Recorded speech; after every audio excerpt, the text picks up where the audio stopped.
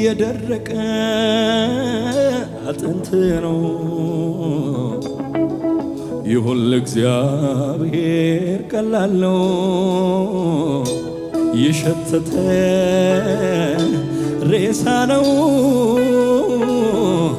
አዎ ለእግዚአብሔር ቀላል ነው። ትቼዋለሁ ቀብሬው። አዎ ለእግዚአብሔር ቀላል ነው። ያነሳዋል በጊዜው። አዎ ለእግዚአብሔር ቀላል ነው። መርከብ ተሰብሮ ተሰበረው መድረስ ከቻለ ያ የእምነት ሰው ዛሬ በቤቴ ይሆናል።